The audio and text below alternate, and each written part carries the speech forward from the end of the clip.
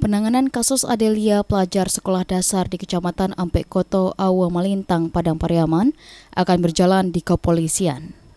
Unit PPA Satreskrim Polres Pariaman akan melakukan pemeriksaan terhadap terlapor pelaku penyebab terbakarnya korban Adelia. Namun sebelumnya polisi akan meminta keterangan Bapas dan ahli ke Mabes Polri lantaran terduga pelaku tersebut berumur 10 tahun dan tidak bisa ditetapkan sebagai tersangka. Kapolres Pariaman AKBP Andrea Naldo Ademi menyebut setelah mendapatkan keterangan ahli, Polres Pariaman akan segera menetapkan tersangka dalam kasus ini. Andre Analdo mengungkapkan kasus terbakarnya siswi kelas 3 Koto Aur Malintang, Padang Pariaman tersebut bukanlah peristiwa yang terjadi secara sengaja dengan motif kejahatan oleh terlapor. Terkait laporan dari pihak keluarga tentang dugaan adanya unsur kesengajaan dalam kasus ini, sudah diproses pihak kepolisian hingga tahap sidik. Proses tersebut sudah mengumpulkan keterangan dari saksi, guru, hingga terlapor. Tidak memelintir masalah ini, makanya perlu saya kritis.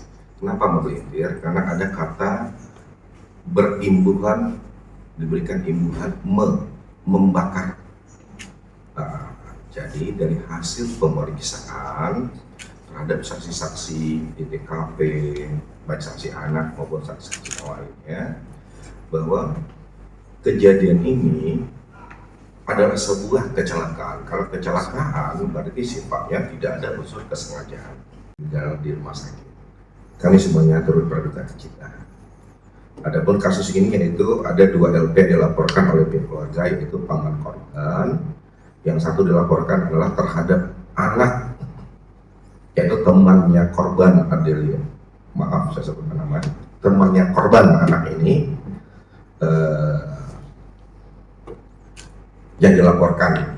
Kemudian LP yang kedua dilaporkan yaitu terhadap para guru, termasuk guru honorer dan guru-guru sekolah, termasuk wali kelas dan lain-lain. Ini yaitu temannya korban. Pada saat itu di kamar mandi, dan kamar mandi itu juga ada guru honorer tersebut.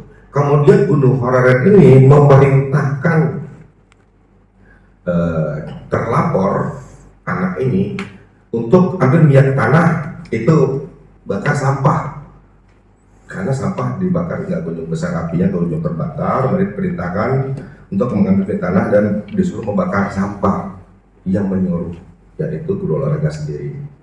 Kemudian si anak ini ya udah ngambil minyak tanah, kemudian menuju ke tempat sampah karena api yang kecil. Namanya anak-anak masih umur masih di bawah 12 tahun, masih 10 tahun.